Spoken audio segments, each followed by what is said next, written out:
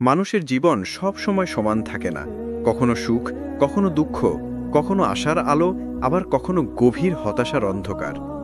আমাদের ভেতরে এমন এক সময় আসে যখন চারপাশের মানুষ আমাদের বুঝতে চায় না, সমাজ আমাদের বোঝা মনে করে, আত্মীয়রা দূরে সরে যায়। তখন হৃদয়ের ভেতরে এক ধরনের শূন্যতা, ভাঙন আর কান্না জমে থাকে। এই মুহূর্তগুলোতে মনে হয়, আমি কি সত্যিই এই দুনিয়ায় কারো কাছে গুরুত্বপূর্ণ? আমি কি একেবারেই অমূল্য? কিন্তু প্রিয় ভাই ও বোনেরা, এই প্রশ্নের উত্তর যদি আমরা কোরআন ও হাদিসে খুঁজে দেখি, তবে একটাই সত্য বেরিয়ে আসে: আমরা আল্লাহর কাছে অমূল্য। 1. হতাশ হৃদয়ের আর্তনাদ। হতাশার মুহূর্তে মানুষ ভেঙে পড়ে। কেউ পরিবারে অবহেলিত হয়, কেউ দারিদ্র্যে পিষ্ট হয়ে ভাবে তার কোনো মূল্য নেই, কেউ ব্যর্থতাকে দেখে মনে করে তার জীবনের আর কোনো অর্থ নেই, কেউ আবার গুনাহের ভারে ডুবে গিয়ে ভাবে আমাকে আর ক্ষমা করা সম্ভব না। এই কান্না, এই ভাঙন আসলে এক ধরনের আর্তনাদ। এটা মানুষের ভেতরের আত্মা চিৎকার করে বলছে, আমার মালিক, আমি ক্লান্ত, আমি আপনার দিকে ফিরতে চাই। 2. সমাজের বিচার বনাম আল্লাহর বিচার। সমাজ মানুষকে সহজেই প্রত্যাখ্যান করে। তুমি যদি গরিব হও, সমাজ তোমাকে অপমান করবে। তুমি যদি ব্যর্থ হও, সমাজ তোমাকে হাসাহাসি করবে। তুমি যদি গুনাহগার হও, সমাজ তোমাকে ঘৃণা করবে। কিন্তু আল্লাহর বিচার ভিন্ন। তুমি যতই গরিব হও না কেন, আল্লাহ তোমাকে সম্মান দেন যদি তুমি তাকওয়া ধারণ করো। তুমি যতই ব্যর্থ হও, আল্লাহ তোমার চেষ্টা দেখেন, ফলাফল নয়। তুমি যতই গুনাহ করো, আল্লাহর দরজা সব সময় খোলা থাকে যদি তুমি আন্তরিকভাবে তওবা করো। আল্লাহ বলেন, নিশ্চয়ই আল্লাহ মানুষের প্রতি অনুপরিমাণও জুলুম করেন না। সূরা নিসা 40। অর্থাৎ মানুষ তোমাকে ছোট করবে, কিন্তু আল্লাহ তোমাকে কখনো অবমূল্যায়ন করবেন না। 3. হতাশার অন্ধকারে শয়তানের ফিসফিস। যখন আমরা হতাশ হয়ে পড়ি, তখন শয়তান এসে ফিসফিস করে, তোমার জীবন শেষ, তুমি আর ভালো হতে পারবে না, আল্লাহ তোমাকে ক্ষমা করবেন না। কিন্তু এগুলো সবই শয়তানের ধোঁকা। আল্লাহ স্পষ্ট বলেছেন, হে আমার বান্দারা, যারা নিজেদের উপর জুলুম করেছ, তোমরা আল্লাহর রহমত থেকে নিরাশ হইও না। নিশ্চয়ই আল্লাহ সমস্ত গুনাহ ক্ষমা করেন। সূরা জুমার 53। এই আয়াতই প্রমাণ করে আল্লাহর রহমতের দরজা কখনো বন্ধ হয় না। 5. 4. কান্নাই মুক্তির চাবি। হতাশার অশ্রু কখনো কখনো মুক্তির দরজা খুলে দেয়। যখন একাকী রাগে কেউ আল্লাহর সামনে হাত তুলে কান্না করে, তখন সেই কান্না আসমান পর্যন্ত পৌঁছে যায়। রাসূল সাল্লাল্লাহু আলাইহি ওয়াসাল্লাম বলেছেন, আল্লাহ তার বান্দের কান্নায় সবচেয়ে বেশি খুশি হন যখন সে তওবা করে ফিরে আসে। তিরমিজি। অতএব হতাশ হৃদয়ের কান্না কোনো দুর্বলতা নয়, বরং তা হল নতুন জীবনের প্রথম ধাপ। 5. নতুন জীবনের আহ্বান। প্রিয় ভাই ও বোনেরা, জীবনে যতই ব্যর্থতা আসুক, যতই কষ্ট আসুক, যতই সমাজ তোমাকে প্রত্যাখ্যান করুক, আল্লাহর দরজা সব সময় তোমার জন্য খোলা। তুমি যদি এখনই আল্লাহকে ডাকো, তিনি শুনবেন। তুমি যদি এখনই আল্লাহকে ভালোবাসো, তিনি তোমাকে ভালোবাসবেন। তুমি যদি এখনই আল্লাহর দিকে ফিরে আসো, তিনি তোমাকে নতুন জীবন দেবেন। উপসংহার অংশ 1। যখন হৃদয় অন্ধকারে ঢেকে যায়, তখন মনে হয় কোনো আলো আর আসবে না। কিন্তু বাস্তবতা হলো, আল্লাহর রহমতের আলো সব সময় জ্বলতে থাকে। আমরা শুধু সেটি দেখতে পাই না, কারণ আমাদের চোখ গুনাহ, দুঃখ, ব্যর্থতা আর হতাশার ধুলোয় ঢেকে যায়। আল্লাহ কোরআনে বলেন, আর আমার রহমত সব কিছুকে পরিব্যাপ্ত করেছে। সূরা আরাফ 156। অর্থাৎ আল্লাহর রহমতের বাইরে কিছুই নেই। এমনকি তোমার হতাশ হৃদয়ও সেই রহমতের অন্তর্ভুক্ত। 2.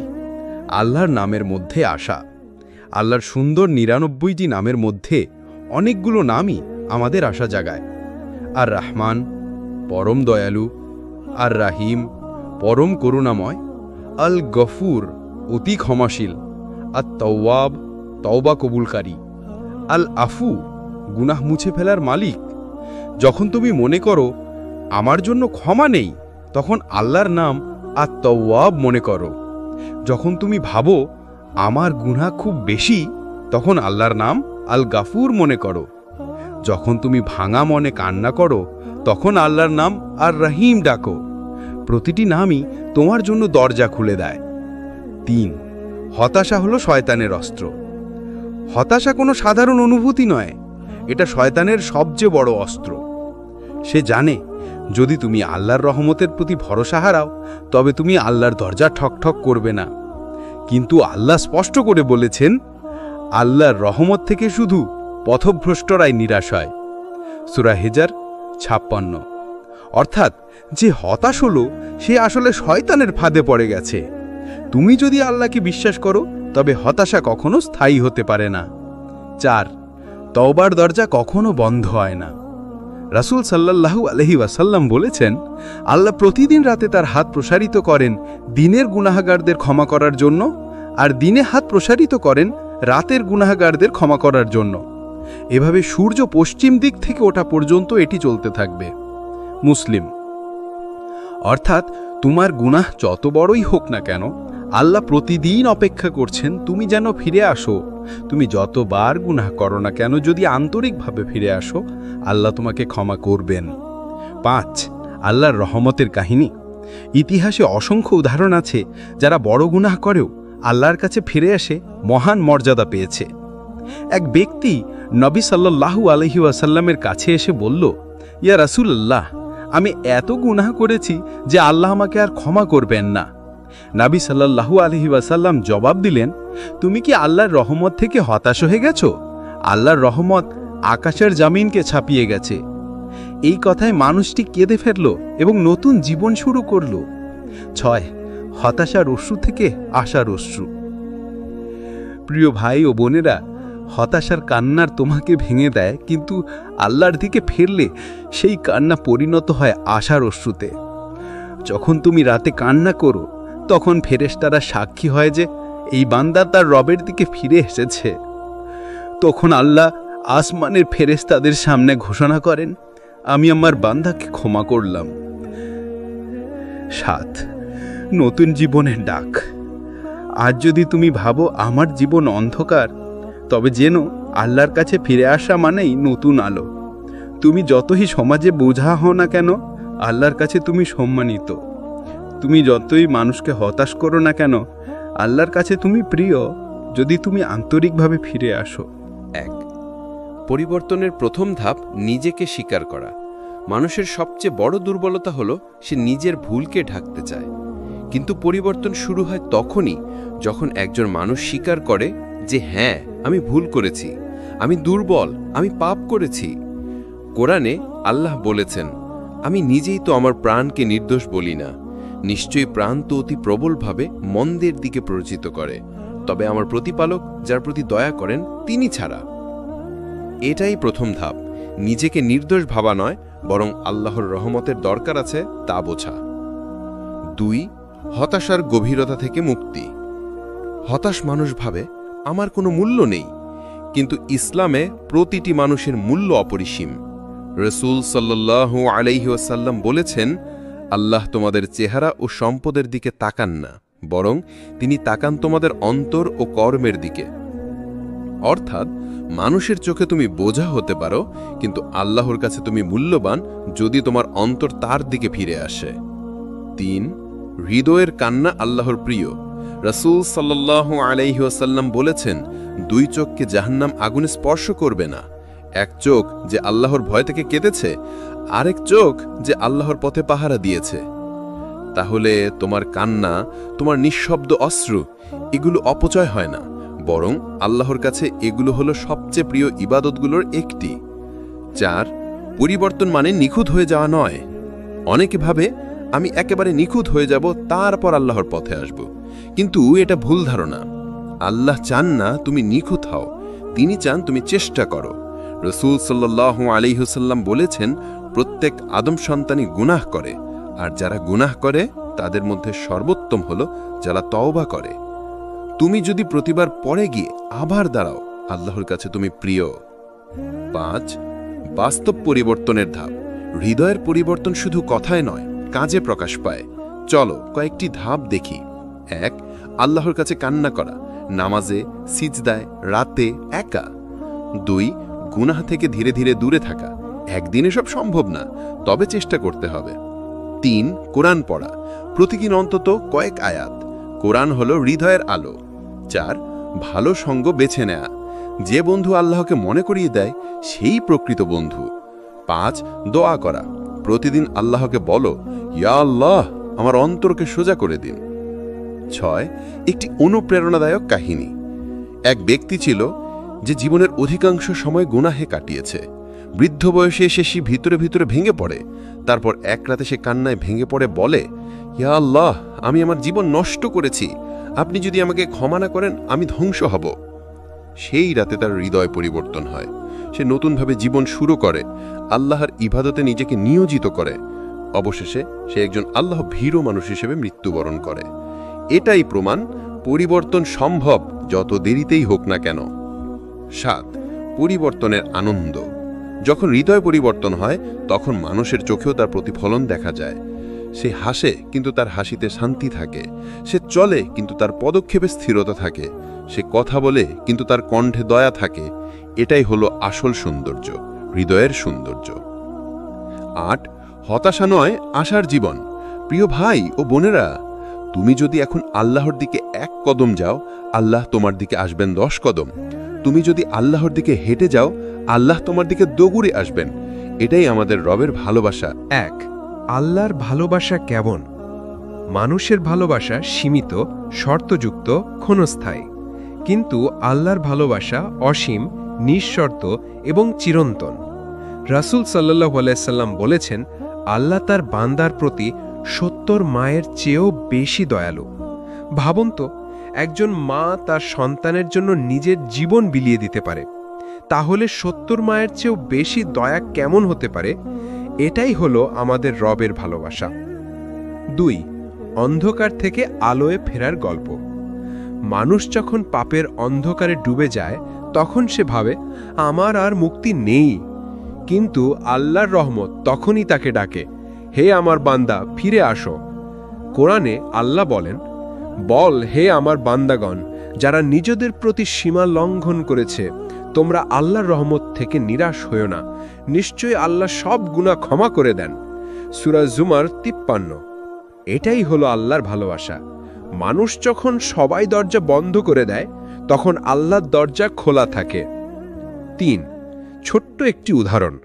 ধরো একটি শিশু খেলতে গিয়ে কাদায় পড়ে গেছে, তার জামা কালো, শরীর ময়লা, সে ভয়ে লুকিয়ে আছে। কিন্তু তার মা তাকে খুঁজে বের করে, জড়িয়ে ধরে, পরিষ্কার করে ফেলে।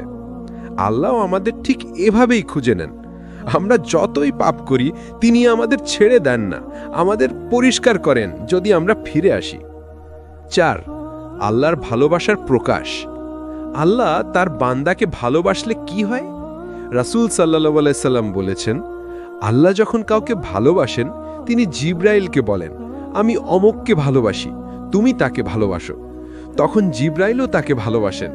তারপর আসমানের ফেরেশতাদের বলা হয়, তারা সবাই তাকে ভালোবাসে। অবশেষে পৃথিবীতেও তার জন্য ভালোবাসা সৃষ্টি করা হয়। বুখারী এবং মুসলিম।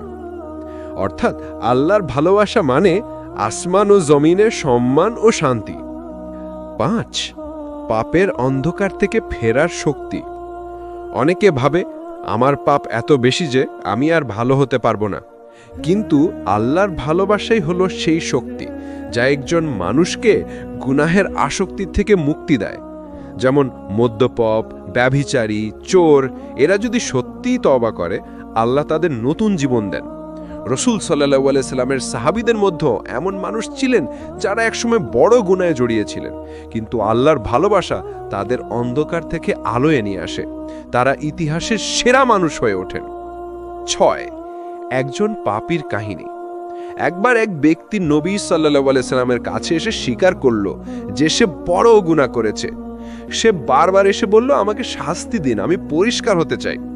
শেষে তার শাস্তি কার্যকর হলো। রাসূল সাল্লাল্লাহু আলাইহি সাল্লাম তখন বললেন, সে এমন তওবা করেছে যে যদি মদিনার লোকেরা ভাগ করে নিত তাদের জন্য যথেষ্ট হতো। মুসলিম। দেখলেন আল্লাহর ভালোবাসা এমনকি পাপীরও ভাগ্য বদলে দেয়। 7. আলোয় ভরা জীবনের বৈশিষ্ট্য।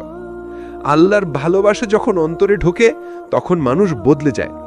তার নামাজে খুশু আসে, তার অন্তরে দয়া জন্মায়, তার মুখে মিথ্যা থাকে না, তার চরিত্রে নম্রতা আসে, তার হৃদয়ে আল্লাহর স্মরণই প্রধান হয়। এটাই আলোয় ভরা জীবন। 8.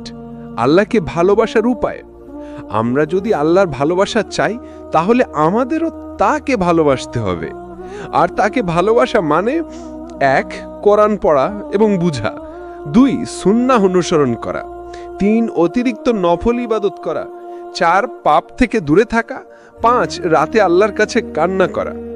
হাদিসে আছে, আল্লাহ বলেন, আমার বান্দা যতক্ষণ নফল ইবাদতের মাধ্যমে আমার কাছে আসে আমি তাকে ভালোবাসি, আর আমি যখন তাকে ভালোবাসি তখন আমি হয়ে যাই তার কান, যার দ্বারা সে শোনে, তার চোখ, যার দ্বারা সে দেখে, তার হাত, যার দ্বারা সে কাজ করে, তার পা, যার দ্বারা সে চলে। বুখারী। অর্থাৎ আল্লাহ তার বান্দার জীবনের প্রতিটি কাজে বরকত দেন। 9. হতাশার বিপরীতে ভালোবাসা। প্রিয় ভাই ও বোনেরা, হতাশা হলো শয়তানের অস্ত্র। সে তোমাকে বলে তুমি ব্যর্থ, তুমি শেষ। কিন্তু আল্লাহর ভালোবাসা বলে, তুমি আমার বান্দা, তুমি ফিরলে আমি আছি। 1. তওবার দরজা সর্বদা খোলা। আল্লাহ সুবহানাহু ওয়া তাআলা অসীম দয়ালু। তার এক বিশেষ গুণ হল তিনি কখনো বান্দার জন্য তওবার দরজা বন্ধ করেন না।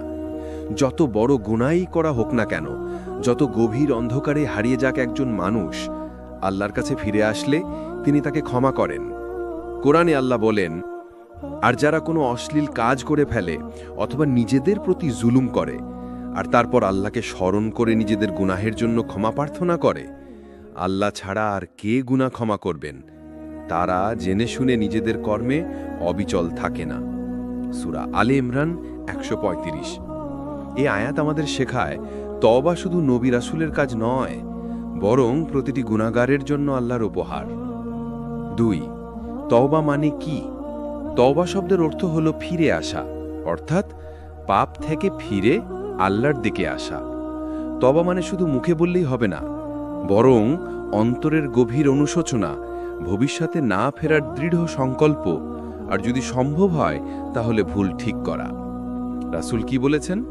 রাসূল বলেছেন, গুনাহ থেকে ফিরে আসা মানে হলো যেন সে কখনো গুনাহ করেনি। ইবনে মাজাহ। তার মানে আল্লাহ তার বান্দার খাতা পরিষ্কার করে দেন। 3. তওবার শর্ত। উলামারা বলেন তওবার 3টি মূল শর্ত আছে। 1. গুনাহ ছেড়ে দেওয়া, পাপের কাজ সাথে সাথে ত্যাগ করা। 2. অনুশোচনা, অন্তরে গভীরভাবে অনুতপ্ত হওয়া। 3. ফিরে না যাওয়ার সংকল্প, ভবিষ্যতে আর সে গুনাহ না করার দৃঢ় প্রতিজ্ঞা। আর যদি মানুষের অধিকার নষ্ট করা হয় তাহলে 4র্থ শর্ত হল অধিকার ফিরিয়ে দেওয়া বা ক্ষমা চাওয়া। 4. আল্লাহর কাছে নতুন জীবন পাওয়া। তওবা হলো নতুন জন্মের মতো। একজন মানুষ যখন সত্যিকার তওবা করে তখন তার আত্মা পরিষ্কার হয়ে যায়, হৃদয় হালকা হয়ে যায়, অন্তর শান্তি পায়। রাসূল বলেছেন, যে ব্যক্তি তওবা করে আল্লাহ তার গুনাহগুলোকে সৎকর্মে পরিবর্তন করে দেন। সূরা ফুরকান 70 নম্বর আয়াতে। কল্পনা করুন, যেখানে আগে খাতায় লেখা ছিল মিথ্যা, চুরি, অন্যায়, তওবার পর সেখানে লেখা হয় নামাজ, দান, ইবাদত। এটাই তওবার অলৌকিকতা। 5. তওবা বিলম্ব না করা। শয়তান আমাদের সবসময় বলে এখন না, কাল তওবা করো, কিন্তু মৃত্যু কখন আসবে তা কেউ জানে না। রাসূল বলেছেন, আল্লাহ বান্দার তওবা গ্রহণ করেন যতক্ষণ না তার গলার ঘর ঘর শব্দ বের হয়, অর্থাৎ মৃত্যুর সময় আসে।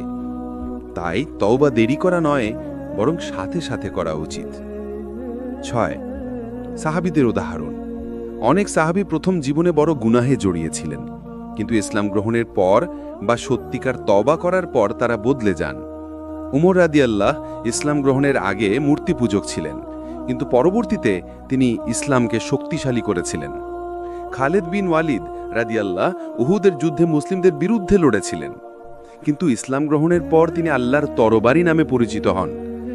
তাদের জীবনের পরিবর্তন প্রমাণ করে যে তওবা একজন মানুষকে নতুন জীবন দেয়। 7. তওবার আনন্দ। একজন গুনাহগার যখন তওবা করে তখন আল্লাহ এতই খুশি হন যে তা আমাদের কল্পনার বাইরে।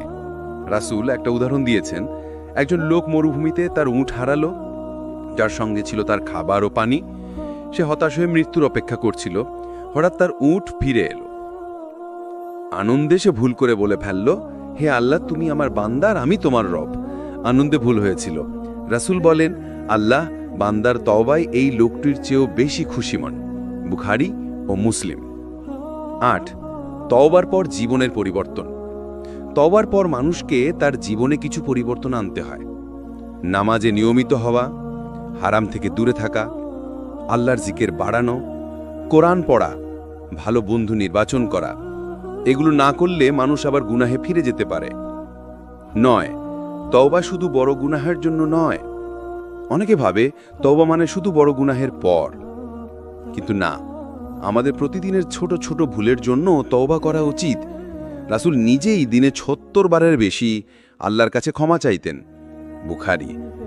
আমরা যারা সাধারণ মানুষ, আমাদের কত বেশি তওবা করা দরকার? ১. দুঃখ ও কষ্ট জীবনের অবিচ্ছেদ্য অংশ। মানুষের জীবন কখনোই শুধু সুখে ভরা নয়। কেউ অর্থ হারায়, কেউ আপনজনকে হারায়, কেউ আবার দুঃখের সাগরে ডুবে যায়। এটা আল্লাহর একটি পরীক্ষা।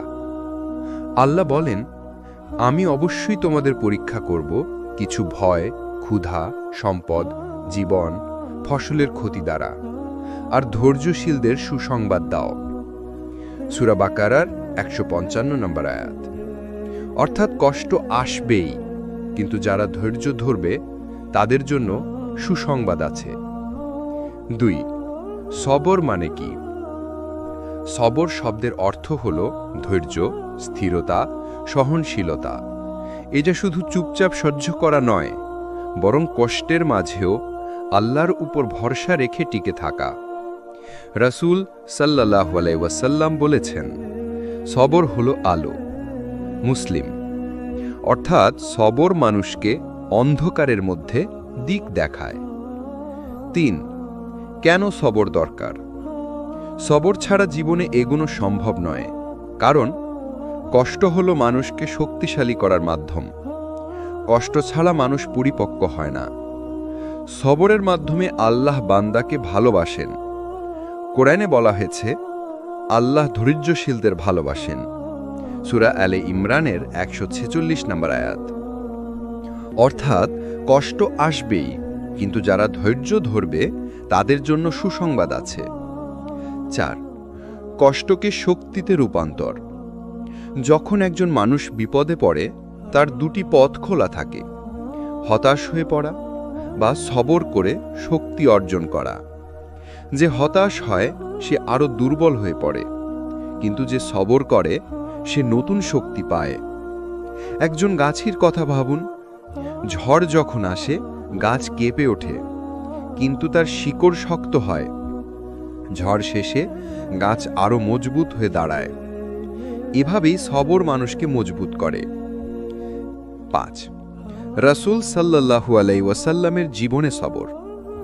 আমাদের প্রিয় নবী সাল্লাল্লাহু আলাইহি ওয়াসাল্লাম ছিলেন সবরের শ্রেষ্ঠ উদাহরণ। তিনি শিশু অবস্থায় বাবা মা হারান। মক্কায় তাকে অত্যাচার করা হয়। তায়েফে তাকে পাথর ছুঁড়ে আঘাত করা হয়। উহুদের যুদ্ধে তিনি আঘাত পান, দাঁত ভেঙে যায়। তবুও তিনি কখনো হতাশ হননি। তিনি সবর করেছেন, আল্লাহর উপর ভরসা রেখেছেন। অবশেষে আল্লাহ তাকে বিজয় দিয়েছেন। ৬. সাহাবীদের সবর। সাহাবীরাও সবরে অনন্য দৃষ্টান্ত স্থাপন করেছেন। বিলাল রাদিয়াল্লাহু অগ্নিগরম মরুভূমিতে শুয়ে থেকেও বলেছিলেন, আহাদ আহাদ। খব্বব রাদিয়াল্লাহুকে অগ্নিকুণ্ডে ফেলা হয়েছিল, তবুও তিনি ইসলাম ছাড়েননি। তাদের সবরই ইসলামকে আজকের এই অবস্থানে নিয়ে এসেছে। ৭. দুঃখে সবর করা মানে কি? সবর মানে এই নয় যে দুঃখ অনুভব হবে না, বরং দুঃখ অনুভব হলেও আল্লাহর উপর ভরসা রাখা, তার প্রতি অসন্তুষ্ট না হওয়া।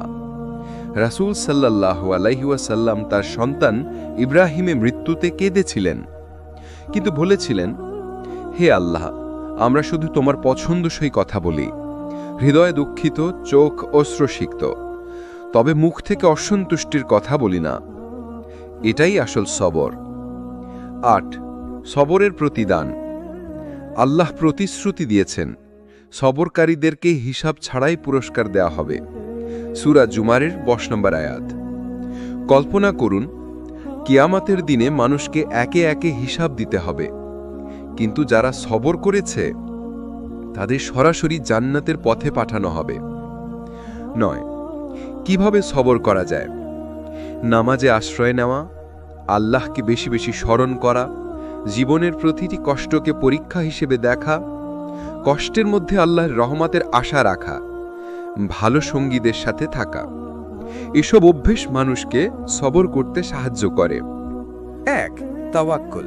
প্রকৃত ভরসা কি? তাওয়াক্কুল অর্থ হল সম্পূর্ণভাবে আল্লাহর উপর ভরসা করা। এটা মানে নয় যে মানুষ বসে থাকবে আর কিছু করবে না, বরং চেষ্টা করার পর ফলাফলকে আল্লাহর হাতে ছেড়ে দেওয়া। আল্লাহ বলেন, আর যে আল্লাহর উপর ভরসা করে আল্লাহ তার জন্য যথেষ্ট। সূরা তালাক 3। 2. কেন ভরসা দরকার? মানুষ দুর্বল, আমরা ভবিষ্যৎ জানি না, নিয়ন্ত্রণ করতে পারি না, কিন্তু আল্লাহ সব জানেন, সব কিছুর মালিক।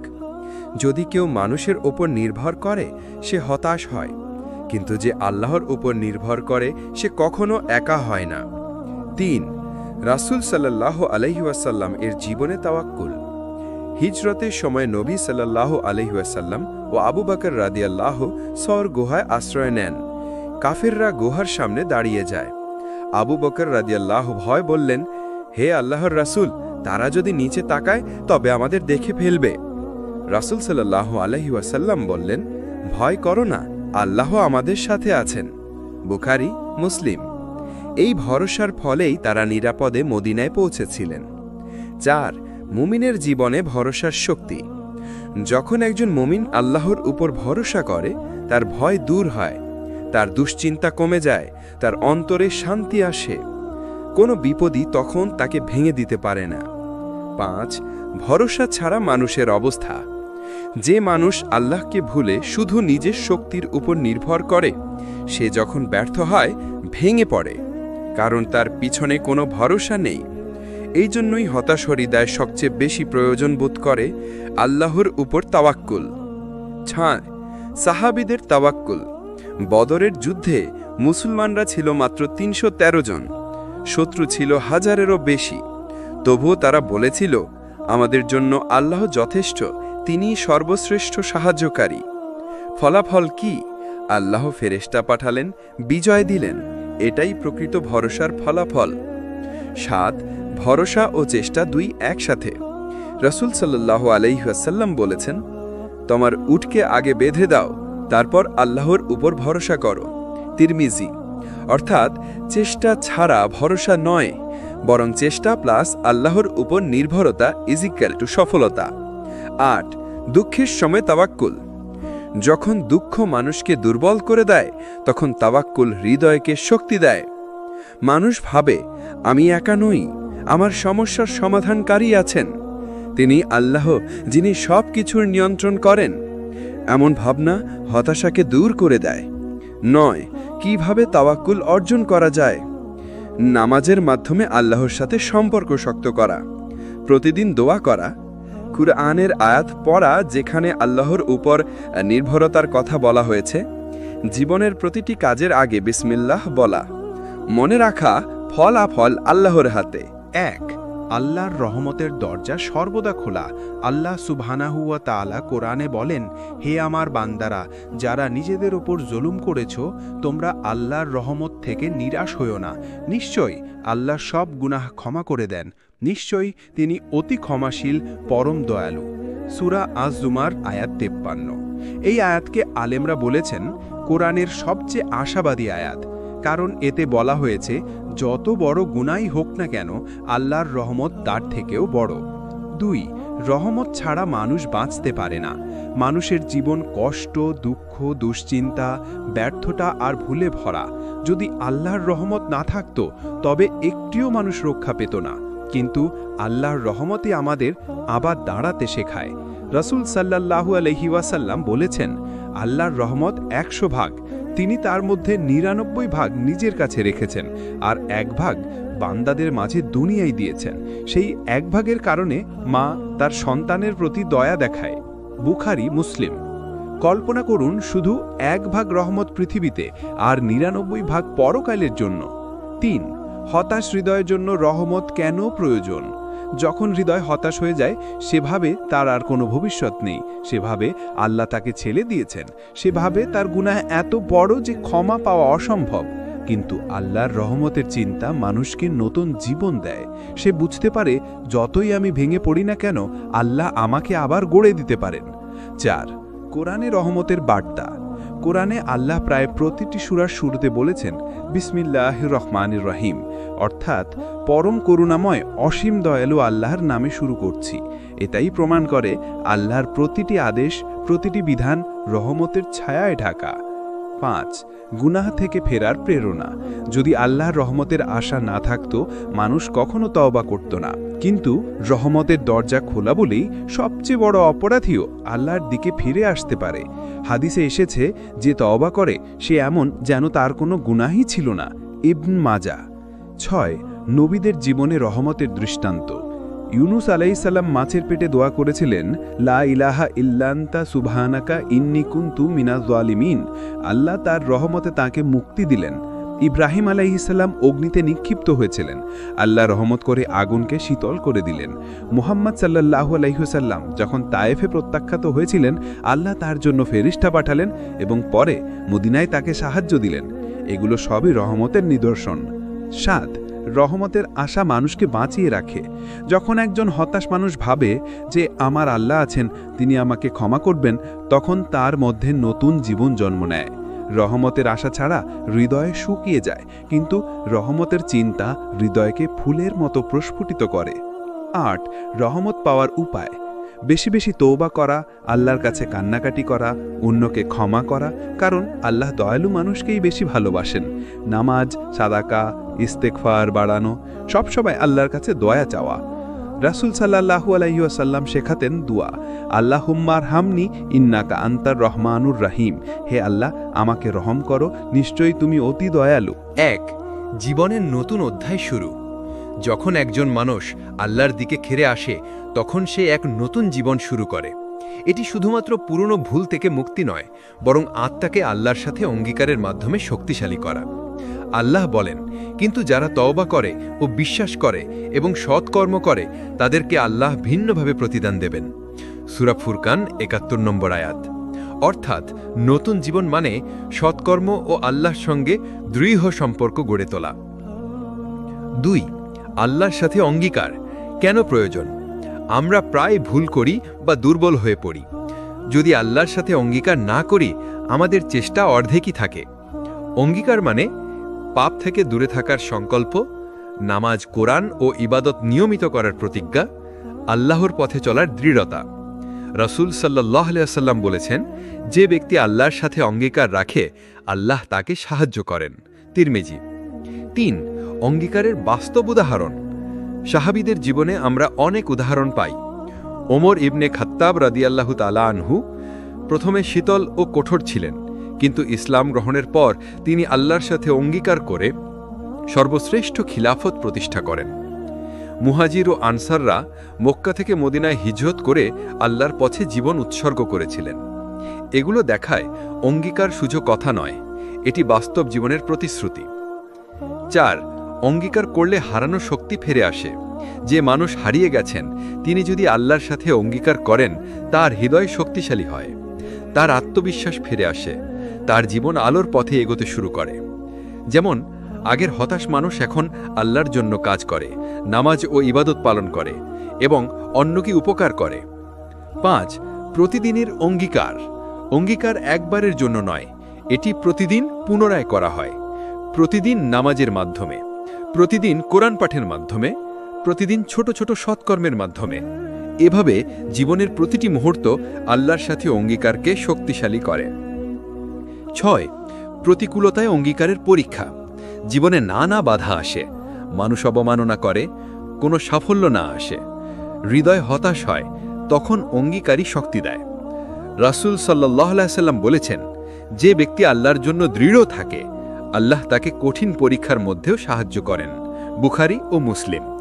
অর্থাৎ প্রতিকূলতা মানুষকে ভাঙে না, বরং আল্লাহর সঙ্গে অঙ্গীকার তাকে শক্তিশালী করে। 7. অঙ্গীকার ও তওবার সংযোগ। তওবা হলো অতীতের গুনাহ থেকে ফিরে আসা, অঙ্গীকার হলো ভবিষ্যতের জন্য দৃঢ় প্রতিজ্ঞা। যদি এই দুই একত্র হয়, জীবনের প্রতিটি মুহূর্ত আল্লাহর দিকে পরিচালিত হয়। 8. নবীদের জীবনে অঙ্গীকার। নবী মুহাম্মদ সাল্লাল্লাহু আলাইহি সাল্লাম জীবনের প্রতিটি মুহূর্ত আল্লাহর সঙ্গে অঙ্গীকারে ছিলেন। শত্রুরা হুমকি দিলেও ধৈর্য ধরতেন, পাপের পথে হেলান দেননি, দুঃখের মাঝেও আল্লাহর ওপর ভরসা রাখতেন। এটাই আমাদের জন্য শিক্ষার উদাহরণ।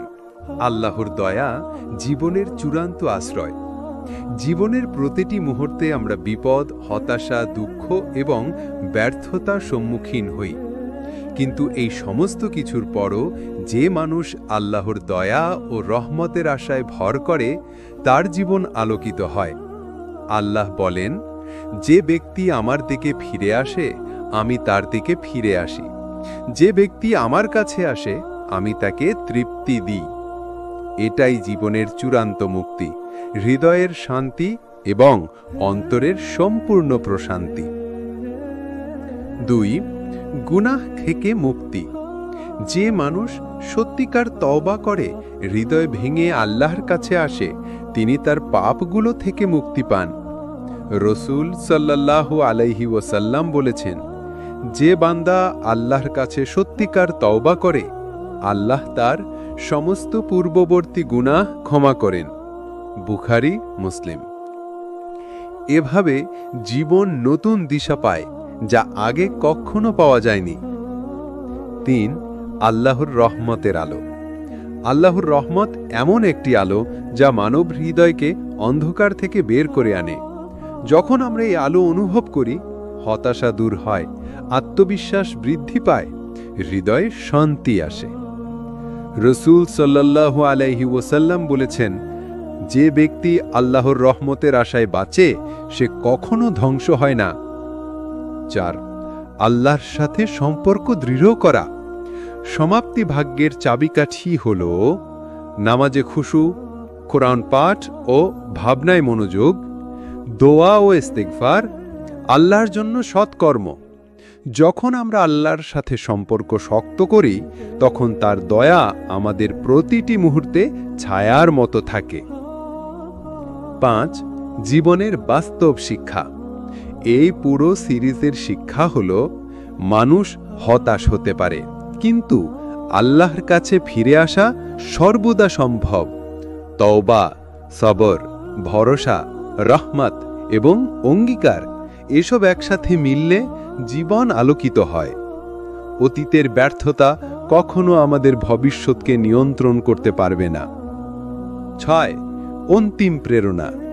প্রিয় ভাই ও বোনেরা, মনে রাখুন, যখন তুমি সমাজের কাছে বোঝা হয়ে যাও, যখন কেউ তোমাকে বোঝে না, যখন তুমি নিজেও হাল ছাড়ার পথে, তখনই আল্লাহর দিকে ফিরে আসো। তিনি তোমার সাথে আছেন। তুমি যতটা নিঃস্ব বা ভেঙেই যেও না কেন, আল্লাহর দয়া ও রহমত তোমাকে নতুন জীবন দেবে।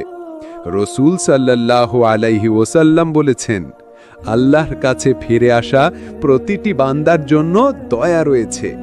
সে যতই নিঃসঙ্গ বা দুর্বল হোক না কেন, আমি তাকে সাহায্য করব। তিরমিজি। উপসংহার: হতাশা হল অস্থায়ী, আল্লাহর দয়া হল চিরন্তন। প্রতিটি পদক্ষেপ আল্লাহর দিকে নিবদ্ধ হলে অন্তরপূর্ণ শান্তি পায়। এই শান্তি, এই মুক্তি, এই আলোকিত জীবন হল প্রতিটি মানুষের জন্য। মানুষের জীবন সব সময় সমান থাকে না। কখনো সুখ, কখনো দুঃখ, কখনো আশার আলো, আবার কখনো গভীর হতাশার অন্ধকার। আমাদের ভেতরে এমন এক সময় আসে যখন চারপাশের মানুষ আমাদের বুঝতে চায় না, সমাজ আমাদের বোঝা মনে করে, আত্মীয়রা দূরে সরে যায়। তখন হৃদয়ের ভেতরে এক ধরনের শূন্যতা, ভাঙন আর কান্না জমে থাকে। এই মুহূর্তগুলোতে মনে হয়, আমি কি সত্যিই এই দুনিয়ায় কারো কাছে গুরুত্বপূর্ণ? আমি কি একেবারেই অমূল্য? কিন্তু প্রিয় ভাই ও বোনেরা, এই প্রশ্নের উত্তর যদি আমরা কোরআন ও হাদিসে খুঁজে দেখি, তবে একটাই সত্য বেরিয়ে আসে: আমরা আল্লাহর কাছে অমূল্য। 1. হতাশ হৃদয়ের আর্তনাদ। হতাশার মুহূর্তে মানুষ ভেঙে পড়ে, কেউ পরিবারে অবহেলিত হয়, কেউ দারিদ্র্যে পিষ্ট হয়ে ভাবে তার কোনো মূল্য নেই, কেউ ব্যর্থতাকে দেখে মনে করে তার জীবনের আর কোনো অর্থ নেই, কেউ আবার গুনাহের ভারে ডুবে গিয়ে ভাবে আমাকে আর ক্ষমা করা সম্ভব না। এই কান্না, এই ভাঙন আসলে এক ধরনের আর্তনাদ। এটা মানুষের ভেতরের আত্মা চিৎকার করে বলছে, আমার মালিক, আমি ক্লান্ত, আমি আপনার দিকে ফিরতে চাই। 2. সমাজের বিচার বনাম আল্লাহর বিচার। সমাজ মানুষকে সহজেই প্রত্যাখ্যান করে। তুমি যদি গরিব হও, সমাজ তোমাকে অপমান করবে। তুমি যদি ব্যর্থ হও, সমাজ তোমাকে হাসাহাসি করবে। তুমি যদি গুনাহগার হও, সমাজ তোমাকে ঘৃণা করবে। কিন্তু আল্লাহর বিচার ভিন্ন। তুমি যতই গরিব হও না কেন, আল্লাহ তোমাকে সম্মান দেন যদি তুমি তাকওয়া ধারণ করো। তুমি যতই ব্যর্থ হও, আল্লাহ তোমার চেষ্টা দেখেন, ফলাফল নয়।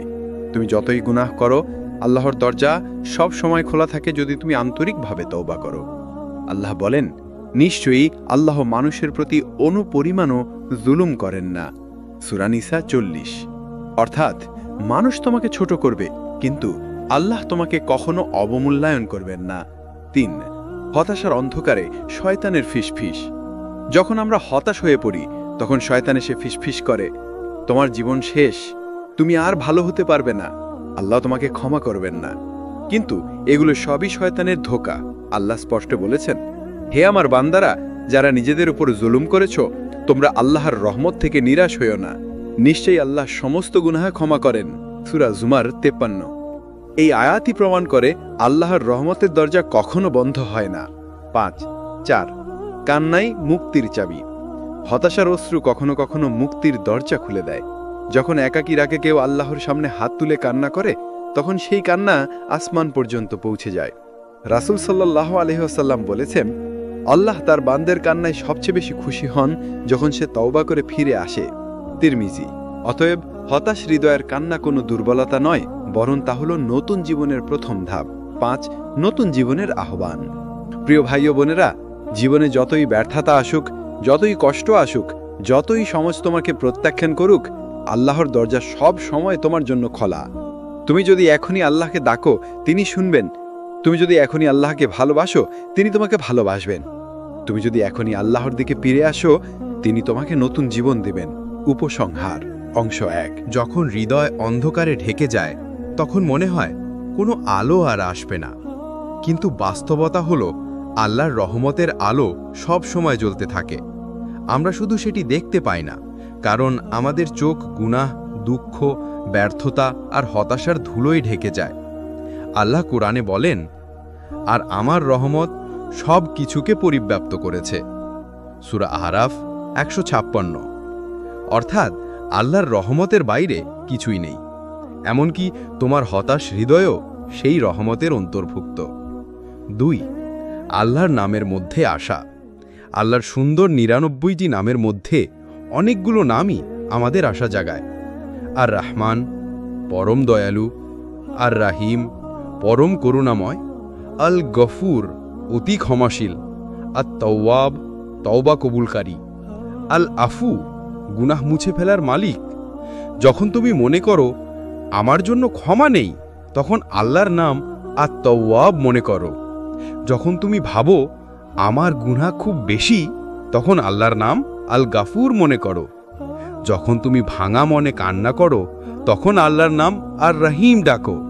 প্রতিটি নামই তোমার জন্য দরজা খুলে দেয়। 3. হতাশা হলো শয়তানের অস্ত্র। হতাশা কোনো সাধারণ অনুভূতি নয়, এটা শয়তানের সবচেয়ে বড় অস্ত্র। সে জানে যদি তুমি আল্লাহর রহমতের প্রতি ভরসা হারাও, তবে তুমি আল্লাহর দরজা ঠকঠক করবে না। কিন্তু আল্লাহ স্পষ্ট করে বলেছেন, আল্লাহর রহমত থেকে শুধু পথভ্রষ্টরাই নিরাশ হয়। সূরা হিজর 56। অর্থাৎ যে হতাশ হলো, সে আসলে শয়তানের ফাঁদে পড়ে গেছে। তুমি যদি আল্লাহকে বিশ্বাস করো, তবে হতাশা কখনো স্থায়ী হতে পারে না। 4. তওবার দরজা কখনো বন্ধ হয় না। রাসূল সাল্লাল্লাহু আলাইহি ওয়াসাল্লাম বলেছেন, আল্লাহ প্রতিদিন রাতে তার হাত প্রসারিত করেন দিনের গুনাহগারদের ক্ষমা করার জন্য, আর দিনে হাত প্রসারিত করেন রাতের গুনাহগারদের ক্ষমা করার জন্য। এভাবে সূর্য পশ্চিম দিক থেকে ওঠা পর্যন্ত এটি চলতে থাকবে। মুসলিম। অর্থাৎ তোমার গুনাহ যত বড়ই হোক না কেন, আল্লাহ প্রতিদিন অপেক্ষা করছেন তুমি যেন ফিরে আসো। তুমি যতবার গুনাহ করো না কেন, যদি আন্তরিকভাবে ফিরে আসো, আল্লাহ তোমাকে ক্ষমা করবেন। 5. আল্লাহর রহমতের কাহিনী। ইতিহাসে অসংখ্য উদাহরণ আছে যারা বড় গুনাহ করেও আল্লাহর কাছে ফিরে এসে মহান মর্যাদা পেয়েছে। এক ব্যক্তি নবী সাল্লাল্লাহু আলাইহি ওয়াসাল্লামের কাছে এসে বলল, ইয়া রাসূলুল্লাহ, আমি এত গুনাহ করেছি যে আল্লাহ আমাকে আর ক্ষমা করবেন না। নবী সাল্লাল্লাহু আলাইহি ওয়াসাল্লাম জবাব দিলেন, তুমি কি আল্লাহর রহমত থেকে হতাশ হয়ে গেছো? আল্লাহর রহমত আকাশের জমিনকে ছাপিয়ে গেছে। এই কথায় মানুষটি কেঁদে ফেলল এবং নতুন জীবন শুরু করল। 6. হতাশার অশ্রু থেকে আশার অশ্রু। প্রিয় ভাই ও বোনেরা, হতাশার কান্নার তোমাকে ভেঙে দেয়, কিন্তু আল্লাহর দিকে ফিরলে সেই কান্না পরিণত হয় আশার অশ্রুতে। যখন তুমি রাতে কান্না করো, তখন ফেরেশতারা সাক্ষী হয় যে এই বান্দা তার রবের দিকে ফিরে এসেছে। তখন আল্লাহ আসমানের ফেরেশতাদের সামনে ঘোষণা করেন, আমি আমার বান্দাকে ক্ষমা করলাম। 7. নতুন জীবনের ডাক। আজ যদি তুমি ভাবো আমার জীবন অন্ধকার, তবে যেন আল্লাহর কাছে ফিরে আসা মানেই নতুন আলো। তুমি যতই সমাজে বোঝা হও না কেন, আল্লাহর কাছে তুমি সম্মানিত। তুমি যতই মানুষকে হতাশ করো না কেন, আল্লাহর কাছে তুমি প্রিয়, যদি তুমি আন্তরিকভাবে ফিরে আসো। 1. পরিবর্তনের প্রথম ধাপ নিজেকে স্বীকার করা। মানুষের সবচেয়ে বড় দুর্বলতা হলো সে নিজের ভুলকে ঢাকতে চায়। কিন্তু পরিবর্তন শুরু হয় তখনই যখন একজন মানুষ স্বীকার করে যে হ্যাঁ, আমি ভুল করেছি, আমি দুর্বল, আমি পাপ করেছি। কোরআনে আল্লাহ বলেছেন, আমি নিজেই তো আমার প্রাণকে নির্দোষ বলি না। নিশ্চয়ই প্রাণ তো অতি প্রবলভাবে মন্দের দিকে প্ররোচিত করে, তবে আমার প্রতিপালক যার প্রতি দয়া করেন তিনি ছাড়া। এটাই প্রথম ধাপ, নিজেকে নির্দোষ ভাবা নয়, বরং আল্লাহর রহমতের দরকার আছে তা বোঝা। 2. হতাশার গভীরতা থেকে মুক্তি। হতাশ মানুষ ভাবে আমার কোনো মূল্য নেই, কিন্তু ইসলামে প্রতিটি মানুষের মূল্য অপরিসীম। রসূল সাল্লাল্লাহু আলাইহি ওয়াসাল্লাম বলেছেন, আল্লাহ তোমাদের চেহারা ও সম্পদের দিকে তাকান না, বরং তিনি তাকান তোমাদের অন্তর ও কর্মের দিকে। অর্থাৎ মানুষের চোখে তুমি বোঝা হতে পারো, কিন্তু আল্লাহর কাছে তুমি মূল্যবান যদি তোমার অন্তর তার দিকে ফিরে আসে। 3. হৃদয়ের কান্না আল্লাহর প্রিয়। রাসূল সাল্লাল্লাহু আলাইহি ওয়াসাল্লাম বলেছেন, 2 চোখকে জাহান্নাম আগুনে স্পর্শ করবে না। এক চোখ যে আল্লাহর ভয় থেকে কেঁদেছে, আরেক চোখ যে আল্লাহর পথে পাহারা দিয়েছে। তাহলে তোমার কান্না, তোমার নিঃশব্দ অশ্রু, এগুলো অপচয় হয় না, বরং আল্লাহর কাছে এগুলো হলো সবচেয়ে প্রিয় ইবাদতগুলোর একটি। 4. পরিবর্তন মানে নিখুঁত হয়ে যাওয়া নয়। অনেকে ভাবে আমি একেবারে নিখুঁত হয়ে যাব, তারপর আল্লাহর পথে আসব, কিন্তু এটা ভুল ধারণা। আল্লাহ চান না তুমি নিখুঁত হও, তিনি চান তুমি চেষ্টা করো। রসূল সাল্লাল্লাহু আলাইহি ওয়াসাল্লাম বলেছেন, প্রত্যেক আদম সন্তানই গুনাহ করে, আর যারা গুনাহ করে তাদের মধ্যে সর্বোত্তম হলো যারা তওবা করে। তুমি যদি প্রতিবার পরে গিয়ে আবার দাঁড়াও, আল্লাহর কাছে তুমি প্রিয়। 5. বাস্তব পরিবর্তনের ধাপ। হৃদয়ের পরিবর্তন শুধু কথায় নয়, কাজে প্রকাশ পায়। চলো কয়েকটি ধাপ দেখি। 1. আল্লাহর কাছে কান্না করা, নামাজে, সিজদায়, রাতে, একা। 2. গুনাহ থেকে ধীরে ধীরে দূরে থাকা। একদিনে সব সম্ভব না, তবে চেষ্টা করতে হবে। 3. কোরআন পড়া, প্রতিদিন অন্তত কয়েক আয়াত। কোরআন হলো হৃদয়ের আলো। 4. ভালো সঙ্গ বেছে নেয়া, যে বন্ধু আল্লাহকে মনে করিয়ে দেয় সেই প্রকৃত বন্ধু। 5. দোয়া করা, প্রতিদিন আল্লাহকে বলো, ইয়া আল্লাহ, আমার অন্তরকে সোজা করে দিন। 6. একটি অনুপ্রেরণাদায়ক কাহিনী। এক ব্যক্তি ছিল যে জীবনের অধিকাংশ সময় গুনাহে কাটিয়েছে। বৃদ্ধ বয়সে এসে সে ভিতরে ভিতরে ভেঙে পড়ে। তারপর এক রাতে সে কান্নায় ভেঙে পড়ে বলে, ইয়া আল্লাহ, আমি আমার জীবন নষ্ট করেছি, আপনি যদি আমাকে ক্ষমা না করেন আমি ধ্বংস হব। সেই রাতে তার হৃদয় পরিবর্তন হয়। সে নতুনভাবে জীবন শুরু করে, আল্লাহর ইবাদতে নিজেকে নিয়োজিত করে। অবশেষে সে একজন আল্লাহ ভীরু মানুষ হিসেবে মৃত্যুবরণ করে। এটাই প্রমাণ পরিবর্তন সম্ভব, যত দেরিতেই হোক না কেন। 7. পরিবর্তনের আনন্দ। যখন হৃদয় পরিবর্তন হয়, তখন মানুষের চোখেও তার প্রতিফলন দেখা যায়। সে হাসে কিন্তু তার হাসিতে শান্তি থাকে, সে চলে কিন্তু তার পদক্ষেপে স্থিরতা থাকে, সে কথা বলে কিন্তু তার কণ্ঠে দয়া থাকে। এটাই হলো আসল সৌন্দর্য, হৃদয়ের সৌন্দর্য। 8, হতাশা নয়, আশার জীবন। প্রিয় ভাই ও বোনেরা, তুমি যদি এখন আল্লাহর দিকে 1 কদম যাও, আল্লাহ তোমার দিকে আসবেন 10 কদম। তুমি যদি আল্লাহর দিকে হেঁটে যাও, আল্লাহ তোমার দিকে দৌড়ে আসবেন। এটাই আমাদের রবের ভালোবাসা। 1. আল্লাহর ভালোবাসা কেমন? মানুষের ভালোবাসা সীমিত, শর্তযুক্ত, ক্ষণস্থায়ী। কিন্তু আল্লাহর ভালোবাসা অসীম, নিঃশর্ত এবং চিরন্তন। রাসূল সাল্লাল্লাহু আলাইহি সাল্লাম বলেছেন, আল্লাহ তার বান্দার প্রতি 70 মায়ের চেয়েও বেশি দয়ালু। ভাবুন তো, একজন মা তার সন্তানের জন্য নিজের জীবন বিলিয়ে দিতে পারে, তাহলে 70 মায়ের চেয়েও বেশি দয়া কেমন হতে পারে? এটাই হলো আমাদের রবের ভালোবাসা। 2. অন্ধকার থেকে আলোয় ফেরার গল্প। মানুষ যখন পাপের অন্ধকারে ডুবে যায়, তখন সে ভাবে আমার আর মুক্তি নেই। কিন্তু আল্লাহর রহমত তখনই তাকে ডাকে, হে আমার বান্দা, ফিরে আসো। কোরআনে আল্লাহ বলেন, বল হে আমার বান্দাগণ, যারা নিজেদের প্রতি সীমা লঙ্ঘন করেছে, তোমরা আল্লাহর রহমত থেকে নিরাশ হও না, নিশ্চয়ই আল্লাহ সব গুনাহ ক্ষমা করে দেন। সূরা জুমার 53। এটাই হলো আল্লাহর ভালোবাসা। মানুষ যখন সবাই দরজা বন্ধ করে দেয়, তখন আল্লাহর দরজা খোলা থাকে। 3. ছোট্ট একটি উদাহরণ। ধরো একটি শিশু খেলতে গিয়ে কাদায় পড়ে গেছে, তার জামা কালো, শরীর ময়লা, সে ভয়ে লুকিয়ে আছে। কিন্তু তার মা তাকে খুঁজে বের করে, জড়িয়ে ধরে, পরিষ্কার করে ফেলে। আল্লাহ আমাদের ঠিক এভাবেই খুঁজে নেন। আমরা যতই পাপ করি, তিনি আমাদের ছেড়ে দেন না, আমাদের পরিষ্কার করেন যদি আমরা ফিরে আসি। 4. আল্লাহর ভালোবাসার প্রকাশ। আল্লাহ তার বান্দাকে ভালোবাসলে কি হয়? রাসূল সাল্লাল্লাহু আলাইহি সাল্লাম বলেছেন, আল্লাহ যখন কাউকে ভালোবাসেন, তিনি জিবরাইলকে বলেন, আমি অমুককে ভালোবাসি, তুমি তাকে ভালোবাসো। তখন জিবরাইলও তাকে ভালোবাসেন। তারপর আসমানের ফেরেশতাদের বলা হয়, তারা সবাই তাকে ভালোবাসে। অবশেষে পৃথিবীতেও তার জন্য ভালোবাসা সৃষ্টি করা হয়। বুখারী এবং মুসলিম। অর্থাৎ আল্লাহর ভালোবাসা মানে আসমান ও জমিনের সম্মান ও শান্তি। 5. পাপের অন্ধকার থেকে ফেরার শক্তি। অনেকে ভাবে, আমার পাপ এত বেশি যে আমি আর ভালো হতে পারবো না। কিন্তু আল্লাহর ভালোবাসাই হলো সেই শক্তি, যা একজন মানুষকে গুনাহের আসক্তি থেকে মুক্তি দেয়। যেমন মদ্যপ, ব্যভিচারী, চোর, এরা যদি সত্যিই তওবা করে, আল্লাহ তাদের নতুন জীবন দেন। রাসূল সাল্লাল্লাহু আলাইহি সাল্লামের সাহাবীদের মধ্যে এমন মানুষ ছিলেন যারা একসময় বড় গুনাহে জড়িয়েছিলেন, কিন্তু আল্লাহর ভালোবাসা তাদের অন্ধকার থেকে আলোয় নিয়ে আসে।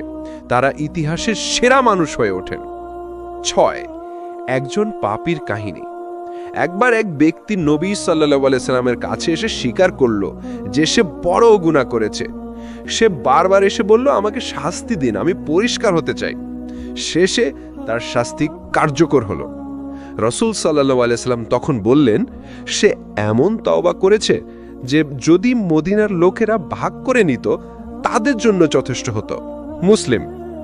দেখলেন আল্লাহর ভালোবাসা এমনকি পাপীরও ভাগ্য বদলে দেয়। 7. আলোয় ভরা জীবনের বৈশিষ্ট্য। আল্লাহর ভালোবাসা যখন অন্তরে ঢোকে, তখন মানুষ বদলে যায়। তার নামাজে খুশু আসে, তার অন্তরে দয়া জন্মায়, তার মুখে মিথ্যা থাকে না, তার চরিত্রে নম্রতা আসে, তার হৃদয়ে আল্লাহর স্মরণই প্রধান হয়।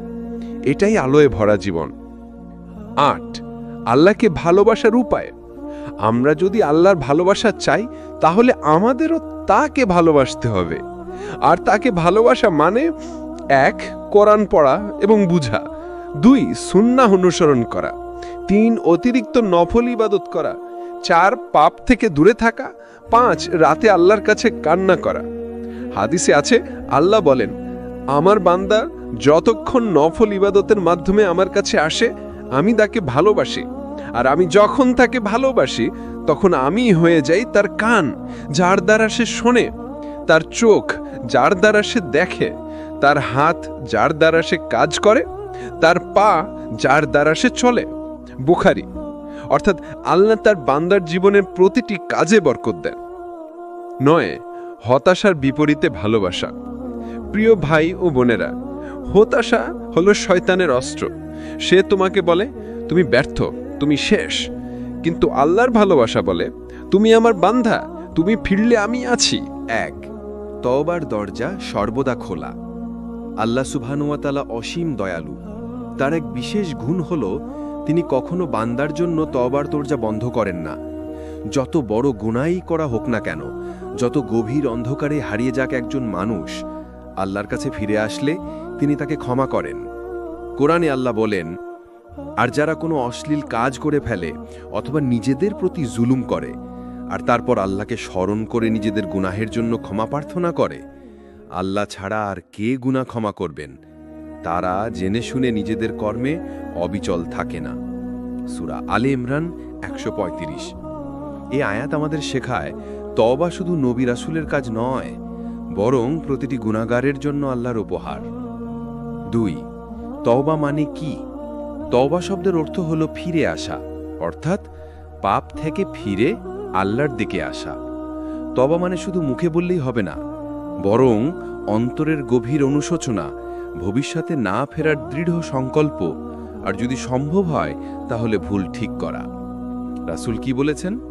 রাসূল বলেছেন, গুনাহ থেকে ফিরে আসা মানে হলো যেন সে কখনো গুনাহ করেনি। ইবনে মাজা। তার মানে আল্লাহ তার বান্দার খাতা পরিষ্কার করে দেন। 3 তওবার শর্ত। উলামারা বলেন তওবার 3টি মূল শর্ত আছে। 1 গুনাহ ছেড়ে দেওয়া, পাপের কাজ সাথে সাথে ত্যাগ করা। 2 অনুশোচনা, অন্তরে গভীরভাবে অনুতপ্ত হওয়া।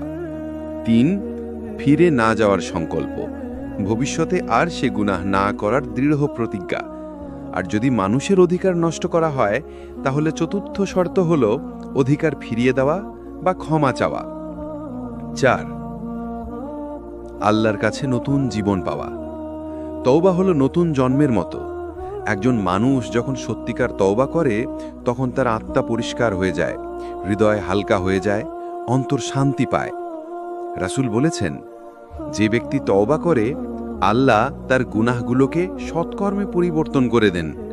সূরা ফুরকান 70 নম্বর আয়াতে। কল্পনা করুন, যেখানে আগে খাতায় লেখা ছিল মিথ্যা, চুরি, অন্যায়, তওবার পর সেখানে লেখা হয় নামাজ, দান, ইবাদত। এটাই তওবার অলৌকিকতা।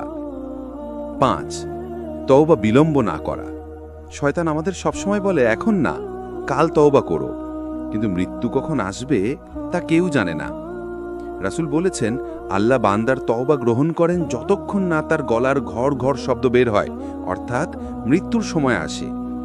তাই তওবা দেরি করা নয়, বরং সাথে সাথে করা উচিত। 6 সাহাবীদের উদাহরণ। অনেক সাহাবী প্রথম জীবনে বড় গুনাহে জড়িয়েছিলেন, কিন্তু ইসলাম গ্রহণের পর বা সত্যিকার তওবা করার পর তারা বদলে যান। উমর রাদিয়াল্লাহ ইসলাম গ্রহণের আগে মূর্তি পূজক ছিলেন, কিন্তু পরবর্তীতে তিনি ইসলামকে শক্তিশালী করেছিলেন। খালেদ বিন ওয়ালিদ রাদিয়াল্লাহ উহুদের যুদ্ধে মুসলিমদের বিরুদ্ধে লড়েছিলেন, কিন্তু ইসলাম গ্রহণের পর তিনি আল্লাহর তরবারি নামে পরিচিত হন। তাদের জীবনের পরিবর্তন প্রমাণ করে যে তওবা একজন মানুষকে নতুন জীবন দেয়। 7 তওবার আনন্দ। একজন গুনাহগার যখন তওবা করে তখন আল্লাহ এতই খুশি হন যে তা আমাদের কল্পনার বাইরে। রাসূল একটা উদাহরণ দিয়েছেন, একজন লোক মরুভূমিতে তার উট হারালো, যার সঙ্গে ছিল তার খাবার ও পানি। সে হতাশ হয়ে মৃত্যুর অপেক্ষা করছিল। হঠাৎ তার উট ফিরে এলো। আনন্দে সে ভুল করে বলে ফেলল, হে আল্লাহ, তুমি আমার বান্দার, আমি তোমার রব। আনন্দে ভুল হয়েছিল। রাসূল বলেন, আল্লাহ বান্দার তওবায় এই লোকটির চেয়েও বেশি খুশি হন। বুখারী ও মুসলিম। 8 তওবার পর জীবনের পরিবর্তন। তওবার পর মানুষকে তার জীবনে কিছু পরিবর্তন আনতে হয়। নামাজে নিয়মিত হওয়া, হারাম থেকে দূরে থাকা, আল্লাহর জিকির বাড়ানো, কোরআন পড়া, ভালো বন্ধু নির্বাচন করা। এগুলো না করলে মানুষ আবার গুনাহে ফিরে যেতে পারে। 9 তওবা শুধু বড় গুনাহের জন্য নয়। অনেকে ভাবে তওবা মানে শুধু বড় গুনাহের পর, কিন্তু না, আমাদের প্রতিদিনের ছোট ছোট ভুলের জন্য তওবা করা উচিত। রাসূল নিজেই দিনে ৭০ বারের বেশি আল্লাহর কাছে ক্ষমা চাইতেন। বুখারী।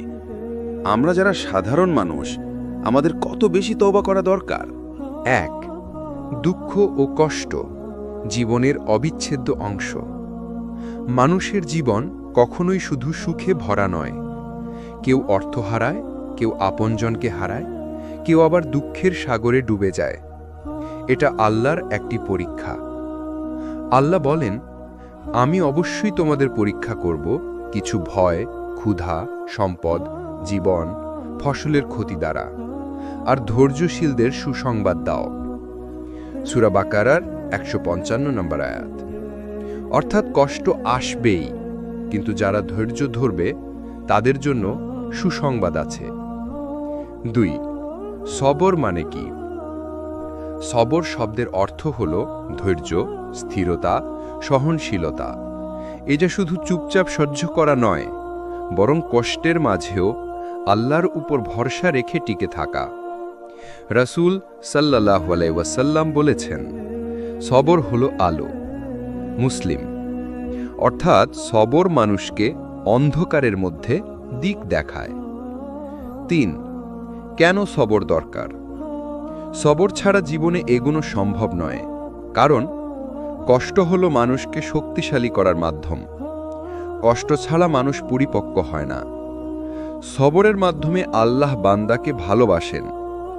কোরআনে বলা হয়েছে, আল্লাহ ধৈর্যশীলদের ভালোবাসেন। সূরা আলে ইমরানের ১৪৬ নম্বর আয়াত।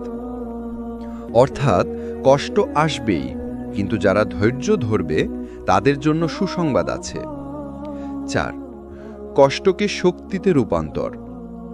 যখন একজন মানুষ বিপদে পড়ে, তার দুটি পথ খোলা থাকে: হতাশ হয়ে পড়া বা সবর করে শক্তি অর্জন করা।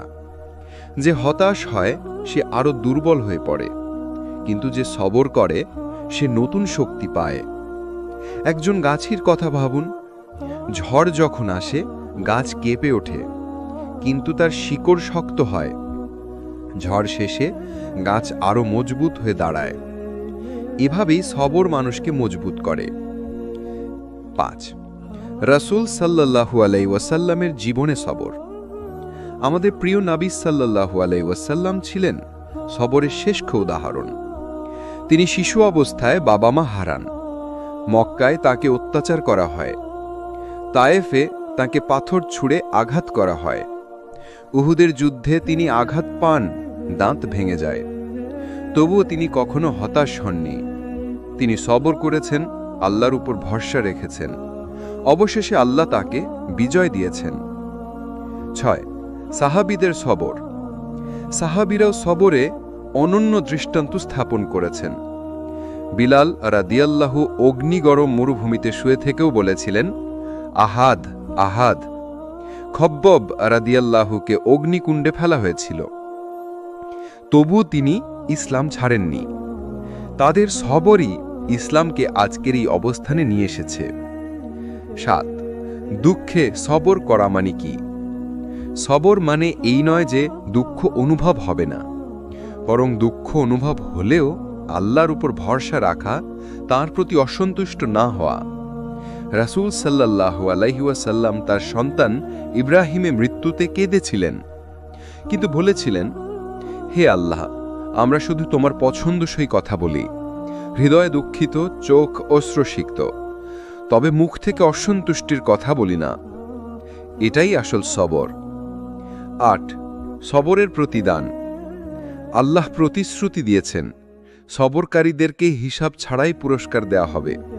সূরা জুমারের ২০ নম্বর আয়াত। কল্পনা করুন, কিয়ামতের দিনে মানুষকে একে একে হিসাব দিতে হবে, কিন্তু যারা সবর করেছে তাদের সরাসরি জান্নাতের পথে পাঠানো হবে। ৯ কিভাবে সবর করা যায়? নামাজে আশ্রয় নেওয়া, আল্লাহকে বেশি বেশি স্মরণ করা, জীবনের প্রতিটি কষ্টকে পরীক্ষা হিসেবে দেখা, কষ্টের মধ্যে আল্লাহর রহমতের আশা রাখা, ভালো সঙ্গীদের সাথে থাকা। এসব অভ্যেস মানুষকে সবর করতে সাহায্য করে। ১ তাওয়াক্কুল। প্রকৃত ভরসা কি? তাওয়াক্কুল অর্থ হল সম্পূর্ণভাবে আল্লাহর উপর ভরসা করা। এটা মানে নয় যে মানুষ বসে থাকবে আর কিছু করবে না, বরং চেষ্টা করার পর ফলাফলকে আল্লাহর হাতে ছেড়ে দেওয়া। আল্লাহ বলেন, আর যে আল্লাহর উপর ভরসা করে আল্লাহ তার জন্য যথেষ্ট। সূরা তালাক ৩। ২. কেন ভরসা দরকার? মানুষ দুর্বল, আমরা ভবিষ্যৎ জানি না, নিয়ন্ত্রণ করতে পারি না, কিন্তু আল্লাহ সব জানেন, সব কিছুর মালিক। যদি কেউ মানুষের ওপর নির্ভর করে সে হতাশ হয়, কিন্তু যে আল্লাহর উপর নির্ভর করে সে কখনো একা হয় না। ৩. রাসূল সাল্লাল্লাহু আলাইহি ওয়াসাল্লাম এর জীবনে তাওয়াক্কুল। হিজরতের সময় নবী সাল্লাল্লাহু আলাইহি ওয়াসাল্লাম ও আবু বকর রাদিয়াল্লাহু সওর গুহায় আশ্রয় নেন। কাফেররা গুহার সামনে দাঁড়িয়ে যায়। আবু বকর রাদিয়াল্লাহু ভয় বললেন, হে আল্লাহর রাসূল, তারা যদি নিচে তাকায় তবে আমাদের দেখে ফেলবে। রাসূল সাল্লাল্লাহু আলাইহি ওয়াসাল্লাম বললেন, ভয় করো না, আল্লাহ আমাদের সাথে আছেন। বুখারী, মুসলিম। এই ভরসার ফলেই তারা নিরাপদে মদিনায় পৌঁছেছিলেন। ৪. মুমিনের জীবনে ভরসার শক্তি। যখন একজন মুমিন আল্লাহর উপর ভরসা করে তার ভয় দূর হয়, তার দুশ্চিন্তা কমে যায়, তার অন্তরে শান্তি আসে। কোনো বিপদই তখন তাকে ভেঙে দিতে পারে না। ৫. ভরসা ছাড়া মানুষের অবস্থা। যে মানুষ আল্লাহকে ভুলে শুধু নিজের শক্তির উপর নির্ভর করে সে যখন ব্যর্থ হয় ভেঙে পড়ে, কারণ তার পিছনে কোনো ভরসা নেই। এই জন্যই হতাশ হৃদয় সবচেয়ে বেশি প্রয়োজন বোধ করে আল্লাহর উপর তাওয়াক্কুল। ৬. সাহাবীদের তাওয়াক্কুল। বদরের যুদ্ধে মুসলমানরা ছিল মাত্র ৩১৩ জন, শত্রু ছিল হাজারেরও বেশি। তবুও তারা বলেছিল, আমাদের জন্য আল্লাহ যথেষ্ট, তিনিই সর্বশ্রেষ্ঠ সাহায্যকারী। ফলাফল কি? আল্লাহ ফেরেশতা পাঠালেন, বিজয় দিলেন। এটাই প্রকৃত ভরসার ফলাফল। ৭. ভরসা ও চেষ্টা দুই একসাথে। রাসূল সাল্লাল্লাহু আলাইহি ওয়াসাল্লাম বলেছেন, তোমার উটকে আগে বেঁধে দাও, তারপর আল্লাহর উপর ভরসা করো। তিরমিজি। অর্থাৎ চেষ্টা ছাড়া ভরসা নয়, বরং চেষ্টা প্লাস আল্লাহর উপর নির্ভরতা ইজিক্যাল টু সফলতা। ৮. দুঃখের সময় তাওয়াক্কুল। যখন দুঃখ মানুষকে দুর্বল করে দেয় তখন তাওয়াক্কুল হৃদয়কে শক্তি দেয়। মানুষ ভাবে, আমি একা নই, আমার সমস্যার সমাধানকারী আছেন, তিনি আল্লাহ যিনি সব কিছুর নিয়ন্ত্রণ করেন। এমন ভাবনা হতাশাকে দূর করে দেয়। ৯. কিভাবে তাওয়াক্কুল অর্জন করা যায়? নামাজের মাধ্যমে আল্লাহর সাথে সম্পর্ক শক্ত করা, প্রতিদিন দোয়া করা, কুরআনের আয়াত পড়া যেখানে আল্লাহর উপর নির্ভরতার কথা বলা হয়েছে, জীবনের প্রতিটি কাজের আগে বিসমিল্লাহ বলা, মনে রাখা ফলাফল আল্লাহর হাতে। ১. আল্লাহর রহমতের দরজা সর্বদা খোলা। আল্লাহ সুবহানাহু ওয়া তাআলা কোরআনে বলেন, হে আমার বান্দারা, যারা নিজেদের ওপর জুলুম করেছ, তোমরা আল্লাহর রহমত থেকে নিরাশ হইও না। নিশ্চয়ই আল্লাহ সব গুনাহ ক্ষমা করে দেন। নিশ্চয়ই তিনি অতি ক্ষমাশীল, পরম দয়ালু। সূরা আজ-জুমার আয়াত ৫৩। এই আয়াতকে আলেমরা বলেছেন কোরআনের সবচেয়ে আশাবাদী আয়াত, কারণ এতে বলা হয়েছে যত বড় গুনাহই হোক না কেন আল্লাহর রহমত তার থেকেও বড়। ২. রহমত ছাড়া মানুষ বাঁচতে পারে না। মানুষের জীবন কষ্ট, দুঃখ, দুশ্চিন্তা, ব্যর্থতা আর ভুলে ভরা। যদি আল্লাহর রহমত না থাকত তবে একটিও মানুষ রক্ষা পেত না। কিন্তু আল্লাহর রহমতই আমাদের আবার দাঁড়াতে শেখায়। রাসূল সাল্লাল্লাহু আলাইহি ওয়াসাল্লাম বলেছেন, আল্লাহর রহমত ১০০ ভাগ, তিনি তার মধ্যে ৯৯ ভাগ নিজের কাছে রেখেছেন আর ১ ভাগ বান্দাদের মাঝে দুনিয়ায় দিয়েছেন। সেই ১ ভাগের কারণে মা তার সন্তানের প্রতি দয়া দেখায়। বুখারী, মুসলিম। কল্পনা করুন শুধু ১ ভাগ রহমত পৃথিবীতে আর ৯৯ ভাগ পরকালের জন্য।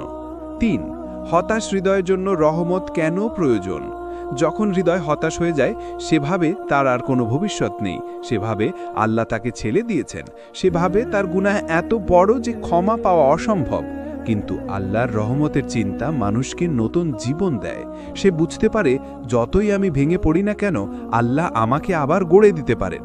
৪. কোরআনে রহমতের বার্তা। কোরআনে আল্লাহ প্রায় প্রতিটি সূরার শুরুতে বলেছেন বিসমিল্লাহির রহমানির রহিম, অর্থাৎ পরম করুণাময় অসীম দয়ালু আল্লাহর নামে শুরু করছি। এটাই প্রমাণ করে আল্লাহর প্রতিটি আদেশ, প্রতিটি বিধান রহমতের ছায়ায় ঢাকা। 5. গুনাহ থেকে ফেরার প্রেরণা। যদি আল্লাহর রহমতের আশা না থাকতো, মানুষ কখনো তওবা করত না। কিন্তু রহমতের দরজা খোলা বলেই সবচেয়ে বড় অপরাধীও আল্লাহর দিকে ফিরে আসতে পারে। হাদিসে এসেছে, যে তওবা করে সে এমন যেন তার কোনো গুনাহই ছিল না। ইবন মাজাহ। 6. নবীদের জীবনে রহমতের দৃষ্টান্ত। ইউনুস আলাইহিসসালাম মাছের পেটে দোয়া করেছিলেন, লা ইলাহা ইল্লান্তা সুবহানাকা ইন্নী কুনতু মিনাজ জালিমিন। আল্লাহ তার রহমতে তাকে মুক্তি দিলেন। ইব্রাহিম আলাইহিসসালাম অগ্নিতে নিক্ষিপ্ত হয়েছিলেন, আল্লাহ রহমত করে আগুনকে শীতল করে দিলেন। মুহাম্মদ সাল্লাল্লাহু আলাইহি ওয়াসাল্লাম যখন তায়েফে প্রত্যাখ্যাত হয়েছিলেন, আল্লাহ তার জন্য ফেরেশতা পাঠালেন এবং পরে মদিনায় তাকে সাহায্য দিলেন। এগুলো সবই রহমতের নিদর্শন। 7. রহমতের আশা মানুষকে বাঁচিয়ে রাখে। যখন একজন হতাশ মানুষ ভাবে যে আমার আল্লাহ আছেন, তিনি আমাকে ক্ষমা করবেন, তখন তার মধ্যে নতুন জীবন জন্ম নেয়। রহমতের আশা ছাড়া হৃদয় শুকিয়ে যায়, কিন্তু রহমতের চিন্তা হৃদয়কে ফুলের মতো প্রস্ফুটিত করে। 8. রহমত পাওয়ার উপায়। বেশি বেশি তওবা করা, আল্লাহর কাছে কান্নাকাটি করা, অন্যকে ক্ষমা করা, কারণ আল্লাহ দয়ালু মানুষকেই বেশি ভালোবাসেন। নামাজ, সাদাকা, ইস্তেগফার বাড়ানো, সবসময় আল্লাহর কাছে দয়া চাওয়া। রাসূল সাল্লাল্লাহু আলাইহি ওয়াসাল্লাম শেখাতেন দুয়া, আল্লাহুম্মার হামনি ইন্নাকা আনতার রহমানুর রাহিম। হে আল্লাহ, আমাকে রহম করো, নিশ্চয়ই তুমি অতি দয়ালু। 1. জীবনের নতুন অধ্যায় শুরু। যখন একজন মানুষ আল্লাহর দিকে ফিরে আসে, তখন সে এক নতুন জীবন শুরু করে। এটি শুধুমাত্র পুরনো ভুল থেকে মুক্তি নয়, বরং আত্মাকে আল্লাহর সাথে অঙ্গীকারের মাধ্যমে শক্তিশালী করা। আল্লাহ বলেন, কিন্তু যারা তওবা করে ও বিশ্বাস করে এবং সৎকর্ম করে, তাদেরকে আল্লাহ ভিন্নভাবে প্রতিদান দেবেন। সূরা ফুরকান ৭১ নম্বর আয়াত। অর্থাৎ নতুন জীবন মানে সৎকর্ম ও আল্লাহর সঙ্গে দৃঢ় সম্পর্ক গড়ে তোলা। 2. আল্লাহর সাথে অঙ্গীকার কেন প্রয়োজন? আমরা প্রায় ভুল করি বা দুর্বল হয়ে পড়ি। যদি আল্লাহর সাথে অঙ্গীকার না করি, আমাদের চেষ্টা অর্ধেকই থাকে। অঙ্গীকার মানে পাপ থেকে দূরে থাকার সংকল্প, নামাজ, কোরআন ও ইবাদত নিয়মিত করার প্রতিজ্ঞা, আল্লাহর পথে চলার দৃঢ়তা। রাসূল সাল্লাল্লাহু আলাইহি ওয়াসাল্লাম বলেছেন, যে ব্যক্তি আল্লাহর সাথে অঙ্গীকার রাখে, আল্লাহ তাকে সাহায্য করেন। তিরমিজি। 3. অঙ্গীকারের বাস্তব উদাহরণ। সাহাবীদের জীবনে আমরা অনেক উদাহরণ পাই। ওমর ইবনে খাত্তাব রাদিয়াল্লাহু তাআলা আনহু প্রথমে শীতল ও কঠোর ছিলেন, কিন্তু ইসলাম গ্রহণের পর তিনি আল্লাহর সাথে অঙ্গীকার করে সর্বশ্রেষ্ঠ খিলাফত প্রতিষ্ঠা করেন। মুহাজির ও আনসাররা মক্কা থেকে মদিনায় হিজরত করে আল্লাহর পথে জীবন উৎসর্গ করেছিলেন। এগুলো দেখায় অঙ্গীকার শুধু কথা নয়, এটি বাস্তব জীবনের প্রতিশ্রুতি। 4. অঙ্গীকার করলে হারানো শক্তি ফিরে আসে। যে মানুষ হারিয়ে গেছেন, তিনি যদি আল্লাহর সাথে অঙ্গীকার করেন, তার হৃদয় শক্তিশালী হয়, তার আত্মবিশ্বাস ফিরে আসে, তার জীবন আলোর পথে এগোতে শুরু করে। যেমন আগের হতাশ মানুষ এখন আল্লাহর জন্য কাজ করে, নামাজ ও ইবাদত পালন করে এবং অন্যকে উপকার করে। 5. প্রতিদিনের অঙ্গীকার। অঙ্গীকার একবারের জন্য নয়, এটি প্রতিদিন পুনরায় করা হয়। প্রতিদিন নামাজের মাধ্যমে, প্রতিদিন কোরআন পাঠের মাধ্যমে, প্রতিদিন ছোট ছোট সৎকর্মের মাধ্যমে। এভাবে জীবনের প্রতিটি মুহূর্ত আল্লাহর সাথে অঙ্গীকারকে শক্তিশালী করে। 6. প্রতিকূলতায় অঙ্গীকারের পরীক্ষা। জীবনে নানা বাধা আসে, মানুষ অবমাননা করে, কোনো সাফল্য না আসে, হৃদয় হতাশ হয়, তখন অঙ্গীকারই শক্তি দেয়। রাসূল সাল্লাল্লাহু আলাইহি ওয়াসাল্লাম বলেছেন, যে ব্যক্তি আল্লাহর জন্য দৃঢ় থাকে, আল্লাহ তাকে কঠিন পরীক্ষার মধ্যেও সাহায্য করেন। বুখারী ও মুসলিম।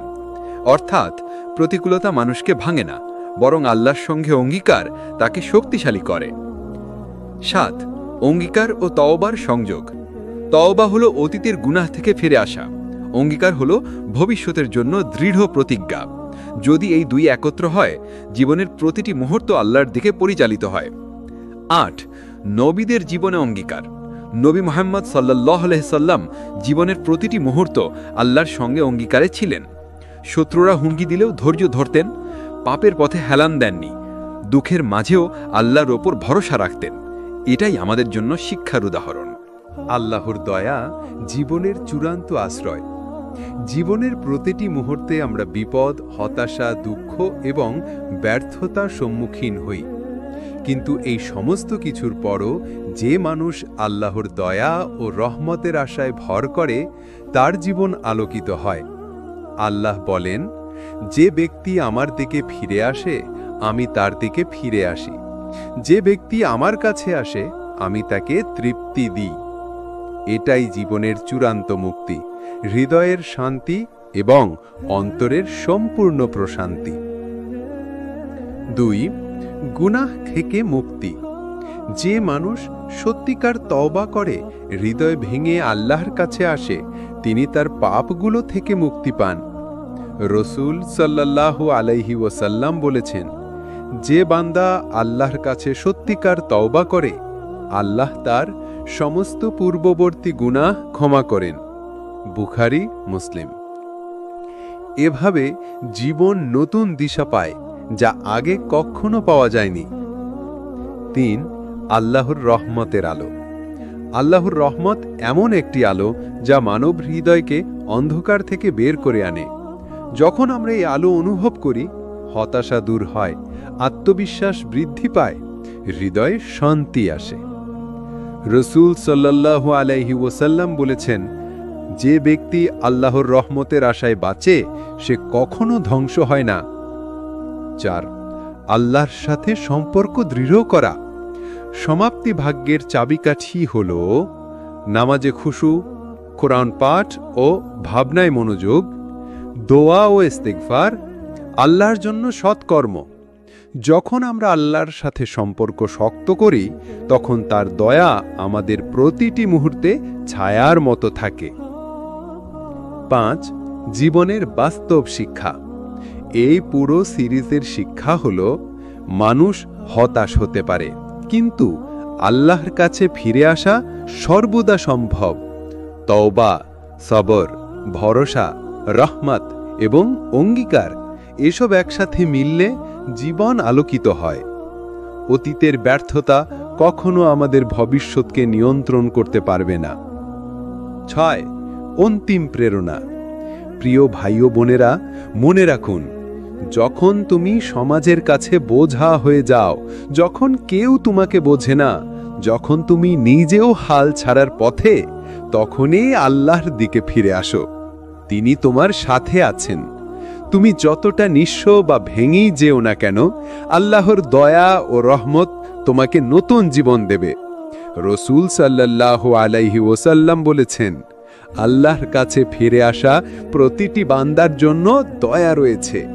সে যতই নিঃসঙ্গ বা দুর্বল হোক না কেন, আমি তাকে সাহায্য করব। তিরমিজি। উপসংহার। হতাশা হল অস্থায়ী, আল্লাহর দয়া হল চিরন্তন। প্রতিটি পদক্ষেপ আল্লাহর দিকে নিবদ্ধ হলে অন্তরপূর্ণ শান্তি পায়। এই শান্তি, এই মুক্তি, এই আলোকিত জীবন হল প্রতিটি মানুষের জন্য।